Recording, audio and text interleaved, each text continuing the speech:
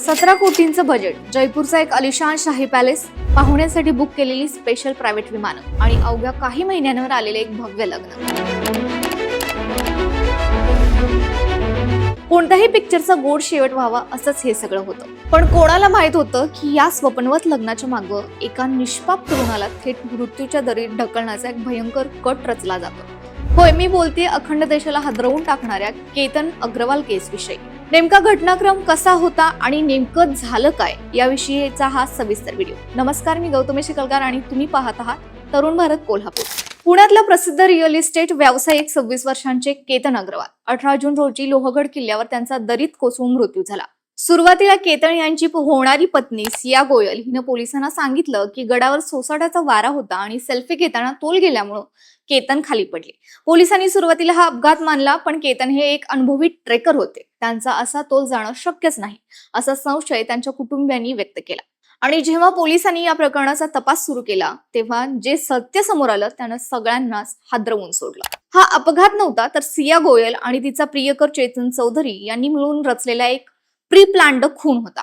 आता या संपूर्ण प्रकरणात सगळ्यात मोठा आणि महत्वाचा तांत्रिक पुरावा पोलिसांच्या हाती लागला. पुणे ग्रामीण पोलिसांनी जेव्हा दोन्ही आरोपींचे मोबाईल फोन चेक केले तेव्हा त्यांच्यातील 6 महिन्यांमधील 2000 पेक्षा जास्त फोन कॉल्स आणि 238 तासांपेक्षा जास्त वेळेच्या संभाषणाचा डेटा समोर आला. या व्हॉट्सअप चॅट मधून एक धक्कादायक वास्तव उघड झालं. सियाला केतन सोबत लग्न करायचं नव्हतं, पण तिच्या घरच्यांना या लग्नासाठी दबाव होता. घरचे आपले ऐकत नसून लग्न केतन सोबत लावून देणार असल्याचा उल्लेख सियाने चेतन सोबतच्या चॅट्स मध्ये केला होता. आता इथे विचार करण्यासारखी गोष्ट म्हणजे हा चेतन चौधरी नेमका कोण होता आणि यांची भेट कशी झाली. तर 24 वर्षाचा चेतन चौधरी हा मूळचा राजस्थानचा असून तो पुण्यात एका खासगी कंपनीत डिजिटल मार्केटिंगचं काम करत होता. साधारण वर्षभरापूर्वी पुण्यात झालेल्या एका कॉर्पोरेट पार्टीमध्ये सिया आणि चेतनची पहिली भेट झाली होती. तिथूनच त्यांच्यात प्रेमसंबंध सुरू झाले. सियावर तिच्या घरच्यांचा मोठा दबाव होता, त्यामुळे तिनं घरच्यांच्या भीतीनं केतन सोबत साखरपुडा तर केला, पण मनातल्या मनात ती या सुंदर नात्याचा अंत करण्याचा क्रूर प्लॅन आखत होती. तिने चेतन सोबत पळून न जाता थेट खुनाचा मार्ग का बरं निवडला असेल? यामागे 2 मोठी कारण आहेत. एक म्हणजे जर ती पळून गेली असती तर तिच्या कुटुंबाची समाजात प्रचंड बदनामी झाली असती, जे सहन करण्याची तिची तयारी नव्हती. आणि दुसरी गोष्ट म्हणजे केतनची श्रीमंत. सियाला एका बाजूला चेतनचं प्रेम हवं होतं तर दुसऱ्या बाजूला केतनचा पैसा आणि हायफाय लाईफस्टाईल देखील सोडायची नव्हती. जर केतनचा अपघाती मृत्यू झाला तर लग्न तुटेल आणि पुढे जाऊन ती चेतन सोबत लग्नही करू शकेल. याच अतिशहाणपणामुळे तिने हा प्लॅन आखला. या कटाची पहिली पायरी म्हणून केतन आणि सिया बालीला फिरायला जाणार होते, पण केतन सोबत जावं लागू नये म्हणून सियाने आणलेली नामी शक्कल म्हणजे तिने हॉटेलच्या वॉशरूम मध्ये जाऊन स्वतःचाच पासपोर्ट फाडून टाकला आणि तो चुकून फाटल्याचा बनाव केला. ट्रिप कॅन्सल झाल्यावर तिने केतनला लोहगड किल्ल्यावर नेण्याचा प्लॅन आखला. त्यांनी हत्येसाठी लोहगड किल्लाच का बरे निवडला तर त्यामागे त्यांचे 3 मोठे प्लॅन्स होते. पहिली गोष्ट, लोहगड किल्ल्यावर काही कडे अतिशय सरळ आणि खोल दरीत असलेले आहेत, जिथे सुरक्षा कठडे आणि रेलिंग नाहीये. तिथून पडल्यास तो अपघातच वाटेल अशी त्यांना आधीच रेकी कळाली होती. दुसरं कारण म्हणजे गडाच्या वरच्या भागात मोबाईल नेटवर्क नसतं, त्यामुळे घटना घडल्या कोणाला मदत मागता येणार नाही हा त्याचा अंदाज होता. आणि तिसरं कारण म्हणजे जून महिन्यात तिथं पाऊस आणि धुकं असतं, ज्यामुळे पायऱ्या घसरतात. त्यामुळे केतनचा मृत्यू हा पावसाळ्यात पाय घसरून झालेला अपघात दाखवणं त्यांना सोपं झालं असतं. पण म्हणतात ना, गुन्हेगार कितीही हुशार असला तरी एक चूक नक्की करतो. या प्रकरणात पोलिसांनी या दोन्ही आरोपींना तांत्रिक पुराव्यांच्या आधारे कसं पकडलं हे पाहणं महत्वाचं. 18 जून रोजी लोहगड परिसरात कडक ऊन होतं आणि तापमान तब्बल 33 अंश होतं. अशा प्रचंड उन्हात सुद्धा सीसीटीव्ही कॅमेऱ्यात एक तरुण अंगात जाड लोकरीची उलन हुडी, डोक्यावर टोपी आणि कानात हेडफोन्स घालून फिरताना दिसला. एवढ्या उन्हात हुडी घातलेला माणूस पाहून पोलिसांचा संशय बळावला आणि तो तरुण दुसरा तिसरा कोणी नसून सियाचा प्रियकर चेतन चौधरी होता.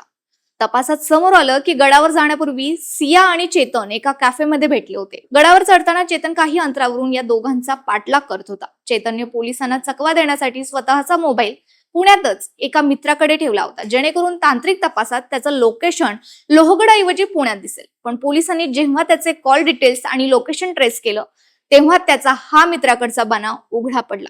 या केसमध्ये आणखी एक धक्कादायक खुलासा केतनच्या वडिलांनी केला. केतनला मारण्याचा हा पहिला प्रयत्न नव्हता. मे महिन्याच्या अखेरीस सियाने केतनला अशाच प्रकारे लोहगड किल्ल्यावर नेलं होतं. तिथल्या एका कड्यावरून केतन खाली पडता पडता एका झाडीत अडकल्याने थोडक्यात वाचला होता. त्यावेळी सियाने घरातल्यांना एक खोटा बनाव करून सांगितला. गडावर अचानक साप आल्यामुळं सापाला घाबरून मागे सरकताना केतनचा तोल गेला असं तिनं भासवलं होतं. घरच्यांनी तेव्हा तिच्यावर विश्वास ठेवला. मात्र 18 जून रोजी गडाच्या त्याच टोकावर फोटो काढण्याच्या बहाण्यानं केतनला उभं केलं गेलं आणि 350 फूट खोल दरीत ढकलून देण्यात आलं. या प्रकरणावर केतनच्या आईने दिलेली प्रतिक्रिया अत्यंत भावूक आणि तितकीच सुन्न करणारी. केतनची आई म्हणते, सियाने आमच्याशी खोटं बोलून आमचा प्रचंड मोठा विश्वासघात केलाय. आमचं नातं इतकं चांगलं होतं की आम्ही एकत्र शॉपिंगला हॉटेल्समध्ये जेवायला जात होतो. ती माझ्या पोटच्या मुलाचा जीव घेईल असा आम्हाला स्वप्नात सुद्धा संशय आला नव्हता. केतनच्या आईने आता दोन्ही आरोपींना थेट फाशीची शिक्षा देण्याची मागणी केली. दुसरीकडे हा संपूर्ण वाद आता कोर्टाच्या पायरीवर पोहोचलाय. वडगाव मावळ न्यायालयाने दोन्ही आरोपींना 29 जून पर्यंत पोलीस कोठडी सुनावली. कोर्टात आरोपी चेतनच्या वकिलांनी असा युक्तिवाद केलाय की पोलिसांनी सुरुवातीला ही घटना अपघात म्हणून नोंदवली होती. आता फक्त संशयाच्या आधारे हत्येचा गुन्हा दाखल केला आहे. प्रत्यक्ष ठोस पुरावे अजून समोर आलेले नाहीयेत. मात्र गुन्ह्याचा सखोल तपास करण्यासाठी आणि हे चॅट्स तसेच तांत्रिक पुरावे पडताळण्यासाठी कोर्टाने पोलिसांना आरोपींची कोठडी दिलेली आहे. प्रेम, पैसा आणि फसवणुकीचा हा भयंकर खेळ आता पूर्णपणे उघडा पडलाय. पुणे ग्रामीण पोलिसांनी सीसीटीव्ही आणि तांत्रिक पुराव्यांच्या आधारे या संपूर्ण हत्याकांडाचा पर्दाफाश केला.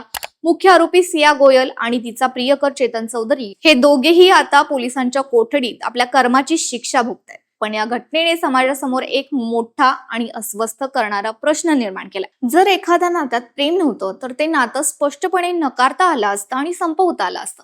पण फक्त स्वतःचा स्वार्थ आणि कुटुंबाच्या खोट्या प्रतिष्ठेसाठी एका निष्पाप तरुणाचा जीव घेण्यापर्यंत कोणाची बुद्धी कशी चालू शकते? एका बाजूला शाही लग्नाचं उरलेलं अपूर्ण स्वप्न आणि दुसऱ्या बाजूला एका निष्पाप आईवडिलांच्या हातातून आपल्या मुलाचा गेलेला जीव.